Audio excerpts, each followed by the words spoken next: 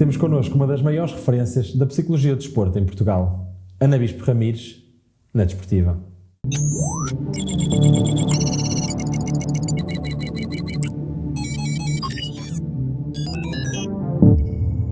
Olá Ana, antes de mais deixe-me agradecer-lhe por ter aceito o nosso desafio de vir cá falar da sua experiência, uma experiência que já conta com mais de 25 anos. Aliás, foi a primeira pessoa formada em psicologia a trabalhar, aliás, a fazer carreira na psicologia do desporto. E tendo sido a primeira, não havia profissionais antecedentes a si. E com certeza, devido a isto, terá sentido alguns obstáculos, alguns desafios no início da carreira. Que obstáculos e desafios foram esses? Olá, Ruben. Olá, Diogo. Antes de mais, agradecer o vosso convite e dar-vos os parabéns por esta iniciativa, que é sempre uma forma interessante de podermos dar a conhecer a nossa área, trazer-lhe visibilidade e a credibilidade científica que ela merece. Antes de mais, Ruben, eu não faço ideia se eu sou a primeira pessoa a fazer carreira nesta área. Garantidamente fiz. Não sei se alguém antes, de facto, veio a desenvolver a sua atividade desde o início, como de facto eu tive a felicidade de o fazer, e que de alguma forma resultou muito, eu diria aqui um bocadinho a brincar, também provavelmente do funcionamento da minha cabecinha de atleta, digamos assim, não é? Ou seja, de alguma forma, e como eu já comentei em alguns fóruns, eu estive ligado ao handball durante muitos anos, mais tarde, curiosamente, bastante mais tarde, até vim a integrar um projeto muito interessante nessa área com seleções, mas o bichinho do desporto ficou sempre, não é? E na realidade a minha carreira é uma curva do destino, porque eu queria ir era para a educação física, mas os meus pais não me deixaram. Disseram, não filha, a educação física não pode ser porque já há muitos professores de educação física e vais para o desemprego. Portanto, na realidade acabei por não ir para a área de desporto, e acabei por mais tarde, com algumas curvas e com uma boa dose de sorte também, porque na realidade eu integrei aquele que seria o primeiro ano onde houve estágio e estudos avançados na área do desporto no ISPA, que na altura não havia, e portanto foi uma forma que eu encontrei de canalizar o bichinho e o gosto do desporto, agora por uma nova via. Eu estava lá a estudar na área da psicologia clínica e quando surgiu esta oportunidade, obviamente que eu renegociei o meu projeto de formação e acabei por vir um bocadinho para esta área. O Ruben perguntava-me obstáculos, não é? Obstáculos há Os obstáculos no início da carreira. 20, 25 anos atrás, digamos assim. Ora bem, eu diria que os obstáculos se calhar não são tão distintos como aqueles que existem hoje em dia, também, com um acréscimo que era uma área profundamente desconhecida, não é? E, portanto, não havia qualquer tipo de representação, não havia muita noção do aporte que nós trazíamos no terreno. No futebol tínhamos a competição direta daquela outra área de especialização que recorre a alhos e patas de sapo e coisas do género, não é? Ou seja, era um terreno do paranormal, digamos assim. Uhum. E como nós sabemos, recorrerem muito a questões de outro tipo de áreas mais do oculto, essas sim. E, portanto, foi muito curioso para nós entrarmos no futebol precisamente em primeira instância, e que eu acho que foi muito devido aos convites que foram surgindo para ir a dar formação a treinadores. De facto, a formação de treinadores, do meu ponto de vista, foi um veículo fundamental para a nossa área começar-se a assumir, onde eu e outros colegas meus tivemos a oportunidade de começar, de facto, a interagir com o meio, e acabou por ir dotando as pessoas de informação, dotando as pessoas de conhecimento, e a área do desporto é esta coisa gira, não é? As pessoas querem evoluir e querem ter sucesso, e portanto quando percebem que uma determinada disciplina científica os vai ajudar a ter mais sucesso, começam a ficar de facto um bocadinho mais, com maiores níveis de disponibilidade para recepcionar esse tipo de especialização. Agora, sendo uma área, como podem imaginar, que há 20 anos, 25 anos, não tinha qualquer tipo de carreira, não é? Não tinha qualquer tipo de... Nós olhávamos para a frente e não víamos ninguém que tivesse sido, de facto, psicólogo do desporto no terreno. Já tínhamos pessoas, muitas pessoas, o professor Paulo Brito, o professor Sidónio Serpa, o professor José Cruz, ou seja, tudo e nomes elevadíssimos da nossa área, mas que foram sempre tendo uma carga muito grande na parte académica, ou seja, na realidade a sua carreira dividia-se entre parte académica e parte, portanto, em termos de ensino nas universidades e depois entrada no terreno. E de facto não havia a imagem nem a expectativa de uma carreira no terreno, em boa verdade. E portanto, nem nós sabíamos muito bem ao que é que íamos, a empregabilidade existente, nem o próprio meio sabia muito bem o que acabia de fazer connosco, se nos integravam nas equipas técnicas, se nos integravam nas equipas médicas, e portanto foi um espaço que foi sendo conquistado por mim, por uma série de colegas que nessa altura estavam no terreno, à medida que íamos desenvolvendo projetos, de alguma forma. Onde é que eu acho que continua a ser semelhante àquilo que vocês têm hoje em dia? Eu acho que resulta acima de tudo da nossa determinação, não é? Ou seja, nós temos que ser muito determinados naquilo que queremos, temos que ser muito rigorosos naquilo que integramos e temos que entregar trabalho diferenciado, ok? Porque de facto se nós formos só os porreiros que andamos para lá a dar palmadinhas nas costas e a fazer conversa de chacha, desculpem a expressão, com os atletas, dizer a mesma coisa que o amigo diz ou que o senhor, o porteiro diz, de facto não acrescenta nada, não é? Eu lembro-me há muitos anos desta parte, por exemplo, na altura de um Euro, um comentário de um colega nosso acerca do Cristiano Ronaldo para um jornal que, e isso foi daquelas coisas que me ficou um bocadinho na cabeça, a dizer que Cristiano Ronaldo tinha que se preocupar em ser bom rapazinho. E eu ouvi aquilo e pensei assim, bem, em que é que isto é diferente do comentário que o senhor do quiosque que vende jornais dia, não é? E de facto esta não pode ser a nossa intervenção, não é? Ou seja, nós temos que ter noção que quando temos montra e quando falamos para os mídia e quando estamos com os nossos atletas, devemos nos salvaguardar entregando ciência, entregando de facto trabalho especializado. Ok. E Ana, estava a ouvi-la falar, a dizer que era uma área muito desconhecida, uma área muito pouco explorada, sem passado de pessoas com carreira já no terreno. Então, o que é que faz alguém recém-licenciado ou recém-formado lançar-se para uma área que era uma incógnita? Se calhar patologia, algum tipo de patologia. Minha também, não é? Como eu vos dizia, na realidade já havia pessoas a irem para o terreno, já havia colegas meus mais séniores a irem para o terreno, não a fazê-lo 24 horas por dia, não é? Ou seja, como carreira principal. Na realidade eu nunca, é engraçado, Diogo, que se o Diogo me perguntar se eu sabia muito bem o que é que eu estava a fazer na altura, não sabia. Mas há uma coisa que eu sabia garantidamente. Eu fiz estágio académico na ginástica desportiva de um ginásio português, um estágio que foi angariado por mim, fui eu que lá fui pedi-lo. No final desse estágio fui contratada para a seleção, portanto pela federação, e ao mesmo tempo que fui à procura de aprofundar os meus conhecimentos em clínica, porque como eu vinha de clínica não queria perder o contacto completamente por essa área. E portanto fui fazer um estágio profissional numa das melhores escolas de psicologia clínica em Lisboa, que é o Hospital Júlio de Matos, onde estive 3 anos a fazer avaliação psicológica. E na realidade a especializar-me em distinguir muito bem o que é a função e o que é a disfunção, não é? Como é que nós somos quando estamos bem e quando é que nós não estamos bem. Se o Diogo me perguntar assim, olha, mas tu fazias ideia das milhares de horas que ias acumular no terreno? Não, de todo, não é? E eu digo sem falsas modéstias que devo ser das pessoas que em Portugal mais horas de terreno têm, de facto, não é? Foram quase 15 anos no terreno em projetos múltiplos. Aquilo que era a minha sede era saber mais, era conhecer mais, era ser capaz de ajudar mais, a compreender mais e, portanto, para mim era claro que eu tinha que me expor, não é? Que tinha que ir para o terreno, que tinha que fazer coisas e que tinha que perceber como é que uma modalidade coletiva era diferente da modalidade individual, perceber os diferentes impactos do entorno, o papel dos pais, o papel dos treinadores, dos dirigentes.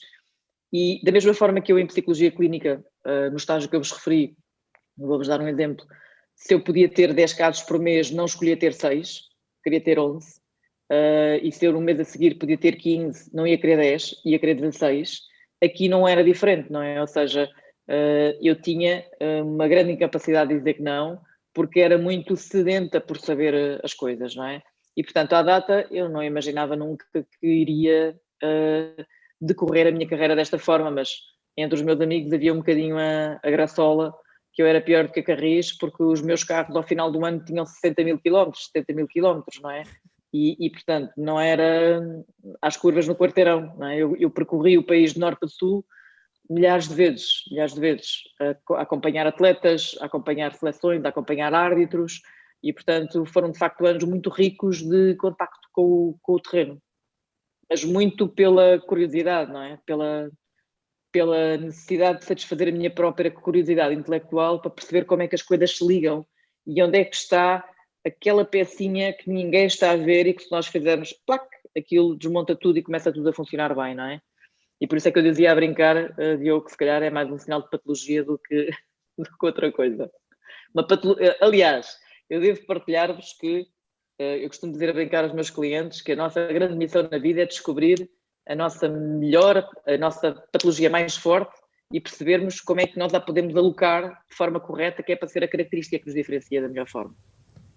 Ok, muito bom. Porque é só uma característica de personalidade, não é? Ou seja, tipo botão de volume, ou está bem alocado ou está mal alocado, não é? Portanto, se eu aprender a direcioná-la para o sítio certo, provavelmente é isso que me vai direcionar, me vai distinguir dos outros. Sim, que vai diferenciar. Ok, boa, fantástico. Ana, e de uma forma muito direta, que 2 ou 3 dicas é que gostava que lhe tivessem dado há 25 anos e que não tinha pessoas com experiência de terreno que hoje existe, pessoas como a Ana e outros profissionais, que 2 ou 3 dicas é que gostava que lhe tivessem dado há 25 anos e que hoje a Ana pode dar aos psicólogos que estão a iniciar o seu trajeto na área do desporto?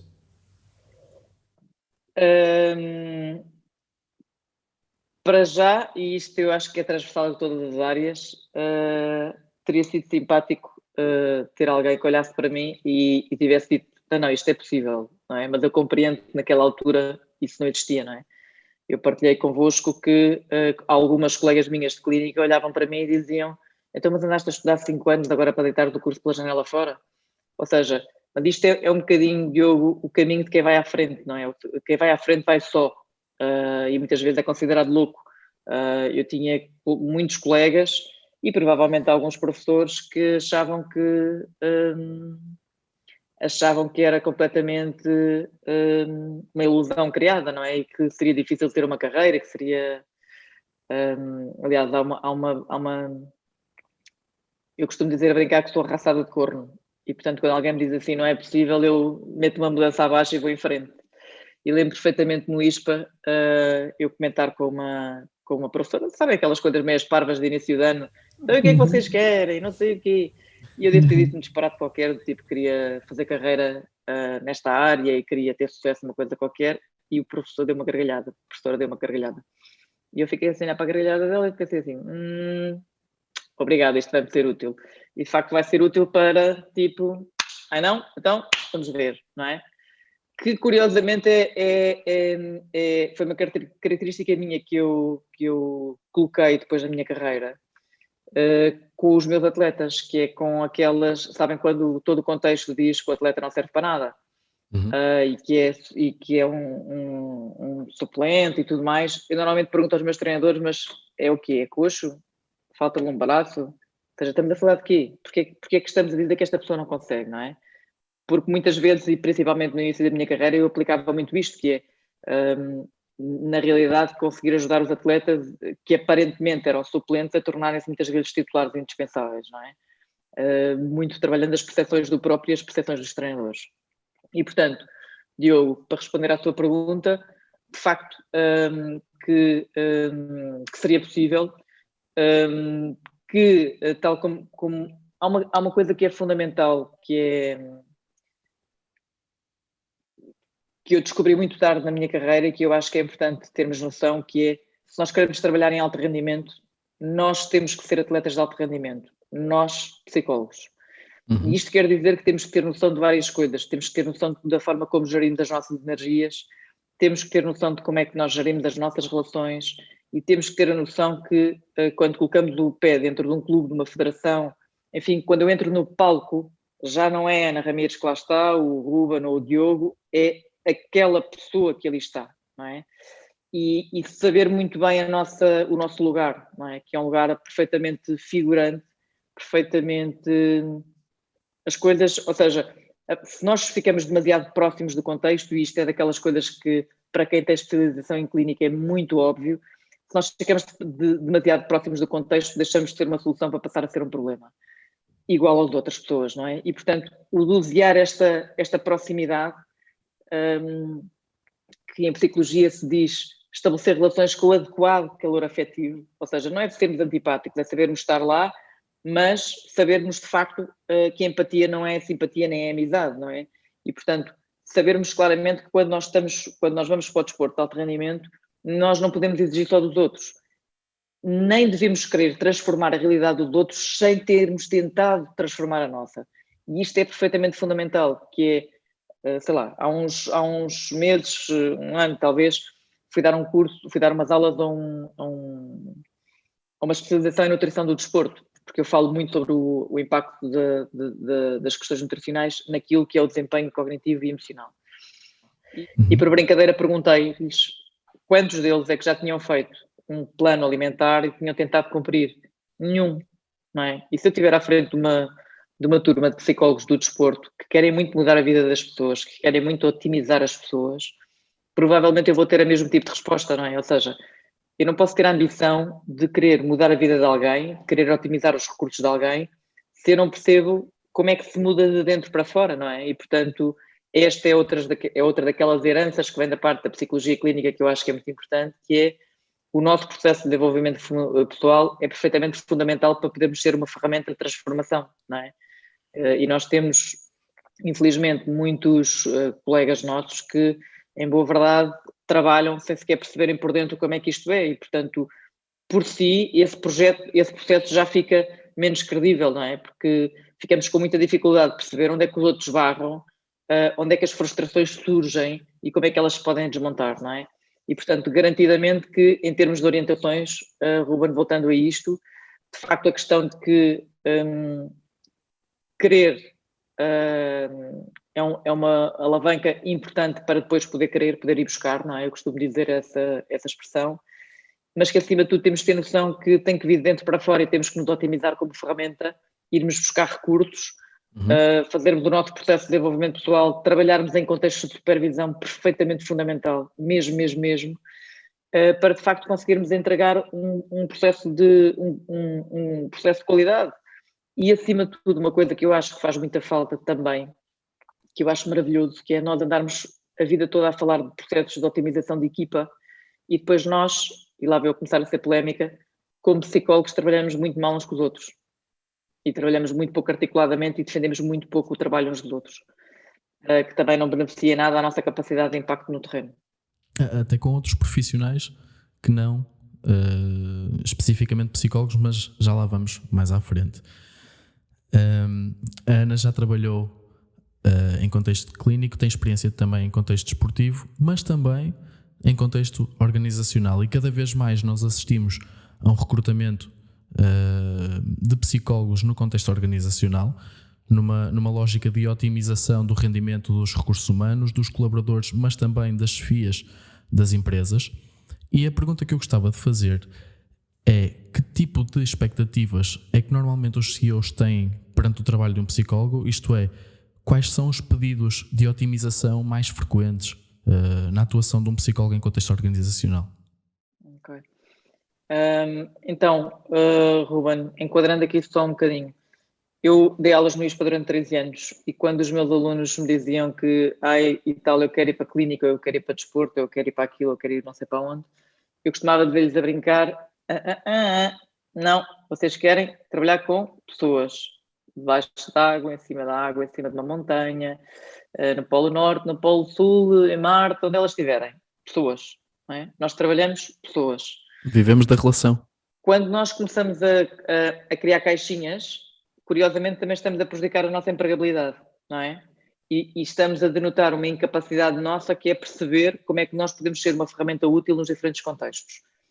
Em boa verdade, eu tenho tido a sorte e o privilégio de trabalhar com CEOs e administradores de grandes empresas que, brincando convosco, comparado com os atletas de alta competição, e eu tenho enorme respeito pelos atletas de alta competição, estamos a falar de facto de Ironmans completamente, não é? Ou seja, porque estamos a falar de pessoas que têm um registro de stress na sua vida que é inimaginável para qualquer atleta, quanto mais não seja porque muitas vezes têm 300 famílias sobre a tua responsabilidade, têm que apresentar resultados à sua administração, têm que gerir a sua própria casa, a sua própria família, e portanto, nós estamos a falar de pessoas de elevadíssimo desempenho, não é? Elevadíssimo. E portanto, se nós quisermos pensar nos comparativos, o discurso da psicologia do desporto entra muito facilmente dentro do contexto organizacional. O problema é que, muitas vezes, entra de forma bastante superficial, no sentido de é um discurso muito sedutor que as empresas gostam de ouvir, mas é preciso materializá-lo em ações de treino, não é? É preciso, ou seja, o grande risco que há, e eu acho que aconteceu durante uns anos, é nós, sem querer, quando entramos nas organizações, colar-nos um bocadinho àquele discurso do yes you can, fazermos discursos motivacionais, as pessoas acham que é lindo e maravilhoso, e ao final de três semanas ou 3 meses a empresa está toda na mesma, não é? E portanto, se nós acreditamos num processo de treino, quando vamos para as organizações, devemos defender esse processo de treino. A área da psicologia do desporto e da performance é uma área de treino e, portanto, eu tenho que criar condições para treinar condições. Treinar competências, nomeadamente, Ruben, como estava a referir muito bem, treinar skills de liderança, não é? Agora, se eu chegar a uma organização e me disserem fulano A tem que trabalhar a liderança, eu não faço puta ideia do que é que a pessoa me está a dizer. Eu tenho que saber e entrevistar muitíssimo bem aquela pessoa para conseguir que ela me materialize o que é que ela entende por liderança e que comportamentos é que ela quer ver para eu treinar aqueles comportamentos e não outros quaisquer, não é? E, portanto, a relação entre o conhecimento que nós temos na área do desporto e aquilo que está dentro das organizações é perfeitamente em espelho, perfeitamente, não é? Sendo que não entendo que deva ser uma coisa só para as lideranças, ainda que, como em todos os processos, o líder, o mestre, o professor, o treinador, dotado das ferramentas certas, canaliza e atinge muito mais gente do que nós, não é? Porque nós fazemos um trabalho mais individualizado.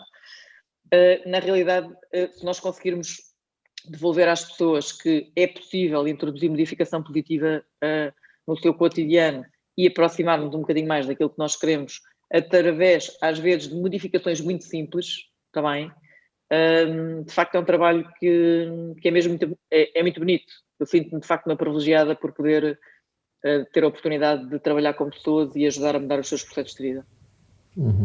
Bom. Fantástico, e a Ana conseguiu fazer aqui um paralelismo, acho que foi muito entendível para toda a gente o quanto estas áreas se tocam, o quanto otimizar pessoas está presente num contexto e no outro, e a Ana também foi tocando um bocadinho nisto ao de leve, mas vou insistir nesta questão. Falamos de trabalhar com líderes, trabalhar com chefes de equipa, digamos assim. O que é que tem em comum e o que é que difere o trabalho com um CEO de uma empresa, por exemplo, e o trabalho com um treinador? Que pontos de contacto é que estes trabalhos têm e que especificidades é que cada um deles também tem inerente ao seu contexto? Lá vou eu ser um bocadinho polémica. Tem uma especificidade logo à partida, que estão os dois em funções de direção de pessoas e provavelmente nenhum deles fez formação nisso. Ok. Boa? Boa polémica. Ou seja, o que é que nós temos aqui? Temos que as pessoas são atiradas para cargos de liderança sem à partida terem tido de facto formação em liderança, não é? Ou seja, um bom gestor de uma empresa, um bom CEO de uma empresa, um bom treinador, vamos, por exemplo, o número de horas de formação na área das ciências do comportamento humano para treinadores é mínima, não é? Ou seja, a componente técnica, a componente tática da formação de um treinador, seja ela qual for, o treinador pode ir buscá-la em fontes multivariadas. a capacidade de estar com o outro, a capacidade de estar consigo próprio e com o outro, a capacidade de olhar para a sua equipa, eu que sou líder principal, otimizar a minha equipa de colegas e a equipa de atletas e a estrutura sistémica do clube, ninguém ensina, não é? E, portanto, o tema aqui é um bocadinho este, que é, nós temos muitas vezes pessoas em cargos de liderança que não estão dotadas de conhecimento específico para lá estar.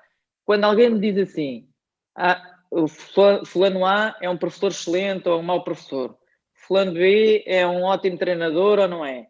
Se é a mesma coisa. A pergunta é, mas alguém lhe deu ferramentas? Como é que eu vou criticar alguém se a pessoa não foi sujeita a ferramentas? O tipo está a liderar isto e não está a correr bem, mas alguém lhe treinou? Quer dizer, a mim, se me puderem jogar golfe agora no fim de semana, vou andar a cavar o fim de semana todo garantidamente porque não consigo sequer pegar no taco, não é? E, portanto, porquê que do ponto de vista psicoemocional há de ser diferente? A área psicoemocional é um músculo, como outro qualquer. Precisa ser ensaiada, precisa ser treinada, precisamos de errar, precisamos de trabalhar de forma sistematizada, porque senão não vai acontecer nada. Senão vai acontecer aquilo que tem acontecido desde sempre, que é lei de Darwin. Aqueles que aprendem mais rapidamente por tentativa e erro têm carreiras de destaque. Ponto. É isto. Estamos em bom momento agora para a nossa primeira rúbrica, Descalça a Bota. Descalça a Bota. Ana, Descalça a Bota é uma rúbrica onde nós colocamos uma situação hipotética ou real, neste caso é hipotético, e eu estou a explicar isto porque possivelmente lá em casa haverá sempre alguém a ver um episódio solto e não propriamente a acompanhar a série, então convém explicarmos o que é a rúbrica. Então, uma situação real ou hipotética, neste caso hipotética, como já disse, e vamos a isso, para que a Ana se posicione, ok? Então, o atleta tem um conflito com o treinador pede à psicóloga do clube que realize um trabalho com o atleta no sentido de solucionar esse problema. O atleta recorre ao psicólogo, externo ao clube, especificamente para o ajudar nessa situação. O psicólogo externo ao clube não comunica com o clube e justifica essa atitude com a intenção de proteger o atleta. Como é que a psicóloga do clube descalça esta bota? Ora bem, há aqui diferentes perspectivas, Ruben. Em primeira instância, o psicólogo que está no clube, seja ele qual for, deve resolver o problema a partir do treinador e provavelmente não entende com o atleta, não é? Ou seja, um treinador procura que esse trabalho seja feito através de si e não do outro, não é? Depois temos aqui uma outra questão em particular, que é, dependendo do escalão de que nós estivermos aqui a falar, é muito difícil os psicólogos conseguirem chegar a todas as pessoas. Se nós estivermos a falar do ponto de vista de uma equipa sénior, em que há um conflito entre um treinador e um atleta, se o psicólogo estiver alocado à equipa técnica, por exemplo, dificilmente vai ter espaço para trabalhar com o atleta, não é? Vai haver sempre algum grau de desconfiança. E, portanto, temos aqui algumas coisas que que fazem este caso variar muito. Mas há aqui uma coisa importante que é, imaginem, eu tenho atletas de futebol profissional, eu tenho atletas de várias modalidades em contexto profissional. Eu não informo as pessoas que os atletas estão comigo. Eu sou obrigada a sigilo e sou obrigada a manter confidencialidade. Aquilo que eu posso fazer é trabalhar o meu atleta para que ele resolva o seu problema com o seu treinador, e esse é o meu interesse, porque aquele é o contexto dele e, portanto, se ele tem, mesmo que o treinador dele não seja o ideal de treinador para ele, sendo o treinador dele é o melhor do mundo e, portanto, ele tem que aprender a relacionar-se com ele, está bem? E, portanto, na realidade, no caso de ser alguém que está alocado ao clube que tem esta tarefa, tem que tentar encontrar uma solução, nomeadamente abordar o atleta para perceber em que medida é que pode ajudar, e se o atleta lhe disser que está a ser acompanhado externamente por alguém, é largar. Ponto final, parágrafo. Não é? Ou seja, se nós temos um atleta que já está a ser acompanhado e deve haver trabalho com um colega nosso, espetacular. Ou seja, temos que acreditar que está a ser feito um bom trabalho, disponibilizar-nos para falar se for caso disso, mas ir resolver o assunto pela outra via, que é pela via do treinador. Nós aqui estamos a falar de uma questão ética e deontológica muito valorizada naquilo que é a atuação de um psicólogo em qualquer contexto, seja ele desportivo, organizacional, clínico. a atuação do psicólogo é pautada por esse comportamento ético e deontológico. Por outro lado, às não... vezes até um outro nível, Ruben, desculpe-me interromper, que é muitas vezes os nossos atletas não têm a percepção de quão importante é que o nosso trabalho se mantenha confidencial em determinado tipo de contextos, ok? E somos nós que temos que garantir esse tipo de esclarecimento ao atleta para que ele tome as melhores decisões. Para Eu já tive proteger ambos. atleta... Diga? Para proteger ambos. O trabalho do atleta e o trabalho do psicólogo também. É verdade. A questão aqui é que, imagine, eu já tive atletas que quiseram dar visibilidade ao trabalho que faziam comigo e que, em boa verdade, em discussão, chegámos à conclusão que não era o melhor timing porque ele tinha demasiada visibilidade pública e, portanto, nós sabemos que em Portugal, e aqui há uns anos desta parte, numa semana era considerado um visionário porque já trabalhava como psicólogo de alto rendimento, uma semana a seguir, se tivesse feito alguma asneira, era maluco da cabeça. E, portanto, em boa verdade, e seguindo aquilo que internacionalmente se fazem muito bem, as coisas devem ser comentadas a posteriori. Naquele ano, não sei de onde, eu trabalhei com não sei quem, não é? Para os nossos atletas com maior visibilidade, honestamente, eu acho que é o mais importante a acontecer. Agora, também, e sendo aqui um bocadinho polémica, infelizmente nós também temos alguns colegas nossos que querem muito aparecer, não é? Querem muito estar associados aos atletas, seja por estratégia de marketing, por estratégia comercial, seja o que for. E aqui é que as coisas começam a correr de facto mal, não é? Até porque um atleta começa a perceber uma coisa da outra, começa a perceber que há ali uma situação de abuso, digamos assim, não é? Ana, permita-me só aqui um apontamento, mas os psicólogos, ainda que haja colegas que se aproveitam dessa visibilidade e desses comentários extra intervenção, há um organismo que regula o comportamento do psicólogo. A Ordem dos Psicólogos Portugueses está responsável por regular esse tipo de comportamentos também.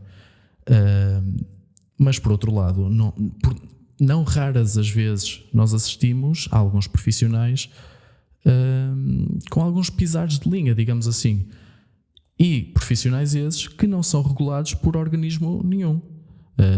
Estou-me a lembrar, por exemplo, do coaching, aliás, dos coaches. Certamente haverá muito bons coaches. O contrário também se verifica. O que não se verifica é um organismo que regula a atuação dos coaches. Não há uma regulamentação da prática, sim. E eu gostava de perceber a sua opinião face a este assunto. Há aqui duas questões muito importantes, não é? O coaching não é uma disciplina científica, é uma ferramenta. E, portanto, o meu problema com o coaching começa imediatamente aí, não é? Que é, se nós temos pessoas que têm uma ferramenta, mas não sabem como aplicar, vão aplicá-la de forma indiscriminada. Ou seja, se eu for jardineiro e tiver uma toolbox de carpinteiro, eu vou fazer asneiras. Ou seja, eu não vou conseguir ler o que é que está do lado de lá.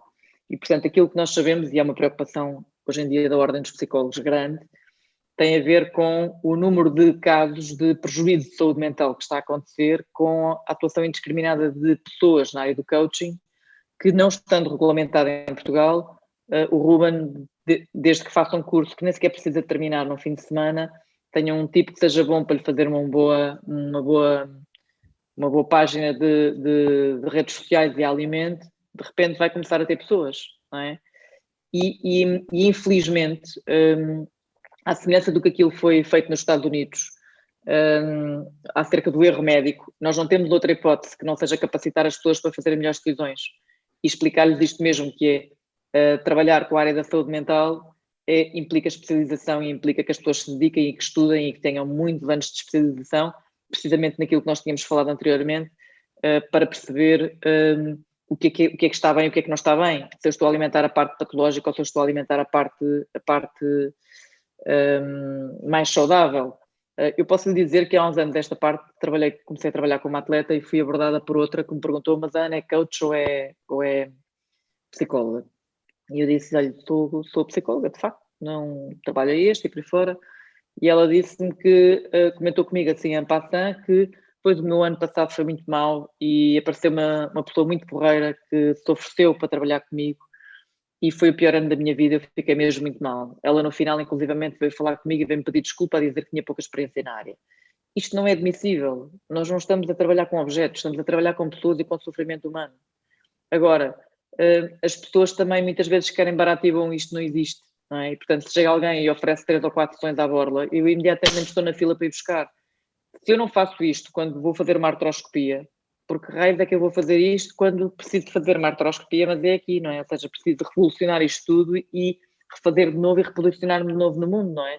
E, portanto, nós também precisamos de responsabilizar as pessoas que contratam serviços, os indivíduos, os clubes, as federações e os outros organismos desportivos, nomeadamente as empresas, no sentido de se nós queremos especialistas a falar ou se nós queremos alguém que vai fazer um curso durante X tempo e que tem uma história de vida linda e espetacular.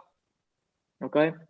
E, portanto, o coaching como ferramenta é funcional e internacionalmente, só para terem uma ideia, funciona em articulação com a psicologia, mas com os limites perfeitamente caracterizados. Ou seja, eu preciso que haja um processo acelerado do meu cliente porque eu tenho outras coisas com que me preocupar com ele. E digo-lhe assim, olha, vai fazer 2 sessões com esta pessoa sobre isto. E faz e vai-se embora. O problema dos nossos coaches, muitos deles em Portugal, é que precisam tanto de visibilidade que vão muito pela lógica do yes you can, és lindo e maravilhoso e vais conseguir, e muitas vezes uma vida que não está bem vira caótica imediatamente a seguir, precisamente por causa de questões desta natureza, porque o ser humano tem capacidade para resolver a sua vida, mas se não está a conseguir resolver naquele momento é porque está alguma coisa a acontecer, não basta uma palmadinha nas costas, ok? E portanto, se eu não consigo discriminar, clinicamente falando, quais é que são os bloqueios emocionais, a pessoa vai do -2 ao -10 porque até aquele que é tão bom não conseguiu fazer nada comigo. Portanto, o meu problema é maior ainda. Não é o outro que é incompetente, o meu problema é que é maior. E, portanto, temos que ter aqui alguma preocupação com isto, sendo que a minha maior preocupação, obviamente, é o trabalho que os psicólogos entregam. Aqui é que eu acho que nós temos que ser mesmo muito exigentes, porque, uma vez mais, a única forma que nós temos que temos de nos diferenciar de quem especialização nenhuma tem, não é entrar no campeonato deles, é de facto entregar mais e com mais qualidade. E aqui ainda temos muito caminho para fazer também. Ok, boa, fantástica. Acho que foi incrível ouvir o seu testemunho sobre este assunto. Acho que ficou bem esclarecido os riscos e as diferenças aqui patentes. Vamos então voltar à psicologia, vamos voltar ao seu trabalho, vamos voltar à psicologia do desporto e ao seu trabalho em contexto olímpico. E os atletas, e a Ana trabalha com atletas em contexto olímpico, e os atletas em contexto olímpico preparam-se durante muito tempo para uma grande competição. Há aqui um momento de preparação e uma grande competição. Esta grande competição é um momento, às vezes são horas, às vezes são minutos, às vezes podem ser segundos. Mas vamos ficar no período de preparação e pensando numa perspectiva de treino integral, em que o atleta treina todos os fatores que podem otimizar o seu rendimento e permiti-lo atingir o seu máximo potencial. Pensando nesta perspectiva, qual é que é o papel da Ana enquanto psicóloga no treino diário dos atletas? Ora bem, há aqui 2 vertentes. Uma, atletas olímpicos que são acompanhados por mim na minha prática privada. Este é um tema, ok? E aqui o trabalho com eles é feito quase 24 sobre 24 horas, nomeadamente numa fase como esta, onde, por exemplo, tem atletas a tentarem qualificação olímpica neste momento, não é? E onde o trabalho é feito cirurgicamente a cada momento, entre provas, entre momentos, para fazer pequenos ajustes. Porquê? Porque precisamente Jogos Olímpicos depois destes só vão haver outra vez daqui a 4 anos e, portanto, nós temos que fazer uma intervenção muito cirúrgica com eles, não é? E o nosso acompanhamento é na sua prática diária, desde a regulação e a otimização do seu processo de vida à organização e regulação das experiências que têm em contexto de treino, para que em competição tudo possa estar alinhado e possa sair a melhor experiência possível competitiva. E eu podia estar aqui a falar 3 horas sobre isto, porque há mesmo muita coisa para nós trabalharmos com os nossos atletas. Isto em contexto privado. Do ponto de vista do contexto do trabalho que eu faço em termos de Comitê Olímpico, é completamente diferente. Ou seja, há 3 anos desta parte, foi quando eu integrei, fui desafiada a integrar pelo presidente José Constantino, na perspectiva de implementar esta área de forma realizada no Comitê Olímpico, que nunca tinha existido desta forma. E, portanto, a nossa preocupação desde o princípio foi precisamente começar pela área educacional. começar a dotar atletas, treinadores e famílias com informação sobre esta área para que possam perceber e reconhecer a sua importância e pertinência na sua introdução no dia-a-dia. Curiosamente, há 3 anos atrás, a presença de psicólogos em contexto federativo era mínima, ok? Tínhamos aproximadamente 17, 20%, creio eu, de psicólogos, a maior parte deles com vínculos precários, também muito porque, novamente, nós, consoante o contexto onde estamos, temos que nos saber adaptar. Eu cheguei a ter federações a dizerem, não, teve cá o sujeito A, B, C ou D, que até era um tipo excepcional, mas a doutora sabe, isto em termos de federação, os atletas não estão connosco, estão nos clubes e, portanto, é mais difícil. Não é verdade. Toda a minha vida trabalhei com federações. Ou seja, o que esta pessoa me está a dizer é que o sujeito A, B, C ou D é um tipo porreiro e não conseguiu encontrar o modelo certo para atuar dentro de uma federação. Porque senão, então, no Comitê Olímpico, eu então nem os via, não é? Porque, na realidade, os atletas são dos clubes, depois das federações e só depois do Comitê Olímpico. No Comitê Olímpico há uma preocupação muito vincada de acompanhamento multidisciplinar. Por exemplo, eu trabalho em articulação direta com a nutrição e com a área da medicina, precisamente para podermos dotar os atletas com os melhores recursos possíveis, sempre do ponto de vista da formação, não no ano-to-ano, ok? Naquilo que é o acompanhamento de uma missão, é uma coisa diferente. Ou seja, a partir de um atleta que é um atleta olímpico, já tem os recursos psicoemocionais bastante acima da média. E, portanto, aquilo que acontece muitas vezes, e recordo-vos da final do US Open feminino entre a Serena Williams e a Osaka, onde a Serena Williams saiu de rota e não voltou mais. A Serena Williams é uma mulher que tem toneladas de competências psicoemocionais, das atletas mais completas que nós temos pela carreira que tem. Mas ali naquele momento em particular não conseguiu voltar ao rumo. E, portanto, quando nós estamos em contexto de missão, onde temos meia hora, 30 segundos, 45 minutos para dar a volta, aquilo que é importante é que o profissional que lá esteja tenha a capacidade de desbloquear. Eu não vou acrescentar nada, não vou ensinar nada, não vou fazer nada. Costumo dizer a brincar, vou tentar fazer psicologia de penso rápido, que é bloquear algum tipo de preocupação naquele momento para que o atleta consiga ativar os recursos próprios, ok? E, portanto, é uma intervenção completamente distinta, mas estamos a falar da nata de Portugal, não é? Ou seja, estamos a falar de atletas que podem ter algum bloqueio pontual e, portanto, aí sim fazer uma entrada cirúrgica para ajudar a colocar os seus melhores recursos no momento competitivo que vai ter. Ok. Mas nada tem a ver, Ruben, com o trabalho que nós fazemos no dia-a-dia. Ainda que, obrigatoriamente, nós temos que ter um conhecimento super aprofundado de funcionamento humano, outra vez, de bloqueios emocionais, outra vez, porque só assim é que conseguimos dar o empurrão certo para que a coisa corra bem. Ok, boa. De facto, há aqui uma variabilidade muito grande de contributos que a psicologia pode dar, mais na área da psicoeducação. Modelos diferentes. Sim, diferentes modelos, psicoeducação, intervenção também multidisciplinar, a questão também de bloqueio, de desbloquear algo que está a bloquear o atleta.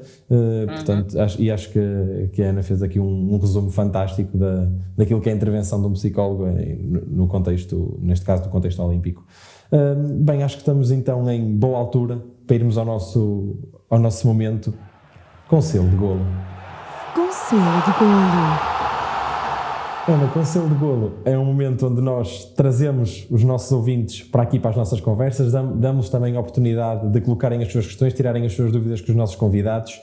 E a primeira pergunta de hoje é-nos enviada pelo Diogo Moura, que lhe pergunta: qual a importância de existir um mestrado em Psicologia do Desporto reconhecido pela Ordem dos Psicólogos? Ora bem, eu vou tornar isso um bocadinho mais abrangente, não é? Ou seja, o selo de garantia da Ordem dos Psicólogos diz-nos que qualquer formação com esse selo cumpre a partir de um conjunto de pré-requisitos que nos vai dotar com conhecimento acrescido para estarmos na área. Vou brincar, o mestrado é só o final da primária.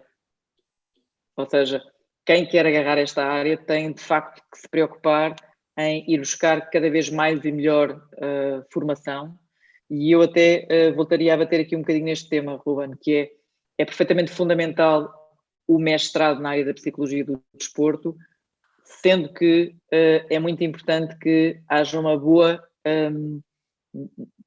temos que pensar naquilo que é o currículo académico desse mestrado, que eu não sei do que é que as pessoas estão a falar, não é? Ou seja, é muito importante que haja uma área de especialização de aprofundamento em screening clínico, precisamente para percebermos se aquela pessoa está bem, se não está bem, se a devemos encaminhar para fora, não é? Eu, como psicóloga clínica, se encontro um tema clínico no terreno, eu encaminho para uma colega minha de clínica, ok? Não vou atuar lá. E, portanto, a especialização é sempre importante, seja no conhecimento técnico na área da psicologia do desporto e da performance, seja na área do screening clínico para poder dotar as pessoas com os melhores recursos e as melhores ferramentas. Quando é acreditado pela ordem dos psicólogos, obviamente tem que ser um selo de garantia nessa área. Muito bem. Vamos à nossa segunda pergunta enviada pelo público, neste caso enviada pelo Rui Mendes. O Rui diz que escreveu um artigo sobre um documentário da Netflix acerca do abuso de menores e os seus treinadores. Durante a sua carreira já ouviu, presenciou ou lidou com essa situação? Acha que é algo generalizado no desporto ou na sociedade?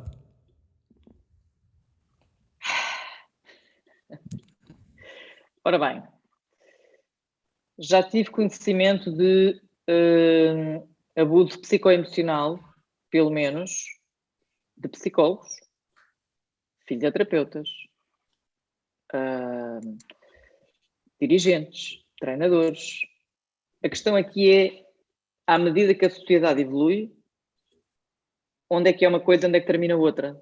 Onde é que é um tipo porreiro e onde é que já está a fazer as neiras, não é? Ou seja, há uns anos desta parte falaram comigo sobre as questões por acaso é curioso, sobre um tema que tinha a ver com as questões da sexualidade nos balneários, do que é que acontecia, o que é que não acontecia entre os jovens e por aí fora. E eu lembro perfeitamente que, na altura, aquilo que eu lhes disse foi, olha, em 20 anos de terreno, preocupa muito mais as questões da sexualidade das equipas técnicas em direção dos jovens do que entre eles. Nunca tive nenhum problema com as questões entre eles.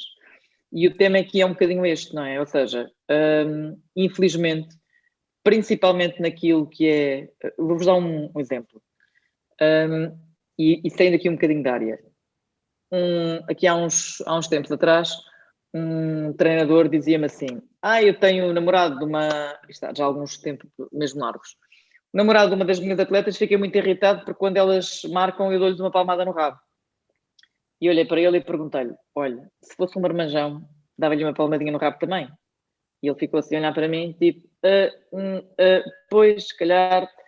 Ou seja, aquilo que nós temos que tentar perceber é que a nossa prática não deve ser sexualizada. E nesse enquadramento, uma vez mais, também temos que fazer formação, também temos que dar formação às pessoas que estão no meio a trabalhar com jovens e aos jovens para se saberem defender deste tipo de situações, ok?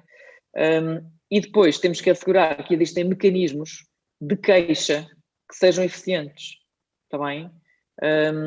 Um psicólogo no contexto desportivo, isto é caso real, acha que pode namorar com uma atleta, a minha vontade é de perguntar se a vida corre mal lá fora, se não tem outro sítio para ir buscar namorados ou namoradas, percebem? E, portanto, nós temos que ter uma noção muito clara do que é o nosso contexto de intervenção, do que são os limites da nossa intervenção e, novamente, não é a Ana ou o Ruben ou o Diogo que ali está, é um técnico, não é? E, portanto, há situações muito cinzentas, muito complexas, em que muitas vezes é muito difícil aferir o que é que está a acontecer, mas quanto mais jovens os nossos atletas são, mais traumas estão a colecionar nestas áreas em particular, está bem? E este aqui é um problema gravíssimo. E, portanto, isto para vos dizer que tem que haver informação mais clara, tem que ser dada formação mais clara a quem trabalha com jovens e, inclusivamente, aos jovens, para eles saberem reconhecer que isto que está a acontecer no meu corpo não é certo, ok? Eu não sei se vocês tiveram a oportunidade de ver o Atleta A, que foi o artigo que eu escrevi sobre isso, e é assustador a forma como muitas miúdas diziam, então, mas se eu estava a fazer, se aquilo estava a acontecer, olhava para o lado e as pessoas pareciam saber é porque era normal. E o tema é este, é normal, é aceitável que isto aconteça. E não é aceitável. E, portanto, nós temos que educar os nossos jovens para que o abuso psicoemocional que existe da parte de todos os adultos que possam existir no contexto, não vamos distinguir por profissões, todos os adultos têm esta capacidade, se não estiverem bem orientados na vida, se não tiverem questões suas a serem ativadas e se não souberem muito claramente o que é que está a acontecer à sua frente. E, portanto, é muito importante que haja uma intervenção firme neste tipo de situações, mas também é muito importante que hajam mecanismos de queixa funcionais e que incorram em riscos, não é? Ou seja, eu posso-vos dizer que tenho de facto conhecimento de algumas situações em que as pessoas, quando eu lhes pergunto porque é que não avançam para a queixa, não avançam para a queixa porque têm noção que não dá em nada. Pois. E o pior de tudo é que têm razão, em muitas das circunstâncias. Ok, vamos então à nossa terceira e última pergunta, que é enviada pela Filipa Sá, e ela pergunta: ter um passado como atleta é benéfico para uma pessoa ser psicóloga do desporto? Ora bem, depende um bocadinho, não é? A nossa tendência natural, ou aquilo que nós observamos enquanto professora do ISPA, notei isso durante muito tempo, é ex-atletas que querem entrar muito rapidamente naquilo que era a sua modalidade de atleta, portanto, como psicólogos, naquilo que era a sua modalidade como atletas. Isto normalmente não é fantástico, e não é fantástico porque invariavelmente eu vou olhar para aquilo que eu estou a ver da cabeça do atleta e vou ter muita dificuldade em que seja o psicólogo a olhar. Eu acredito de facto que ter sido atleta ajuda a compreender o fenómeno desportivo, ajuda a compreender a intensidade emocional, mas não é determinante, ok? Ou seja, em boa verdade, o que eu acho que é importante é que, outra vez, que as pessoas apostem muito na sua especialização, muitíssimo, não só na área da psicologia do desporto, mas na área da psicologia clínica. Comentei convosco oportunamente que eu acho que é uma tendência internacional que se está a observar, felizmente, que é os psicólogos a trabalhar no contexto serem obrigados a terem capacidades de discriminação clínica, trabalhar em contexto de supervisão e estarem muito preocupados com o nosso próprio desenvolvimento pessoal e profissional. Eu diria que estas três vertentes pesam muitíssimo mais do que eu ter sido atleta ou não ter sido atleta. Sendo que, muito frequentemente, o ter sido atleta, às vezes, pode contaminar o contexto se eu não estiver dentro de uma prática supervisional. Ana, muito obrigado por ter disponibilizado um bocadinho do seu tempo para vir aqui falar connosco, para vir aqui partilhar experiências, partilhar vivências, partilhar conhecimento. Foi riquíssimo para nós e estou certo também para as pessoas que estiveram lá em casa a ouvir. Muito obrigado mesmo. Obrigado eu, Ruben. Maiores felicidades para o projeto. Vocês que estiveram desse lado, já sabem, fiquem connosco na Desportiva.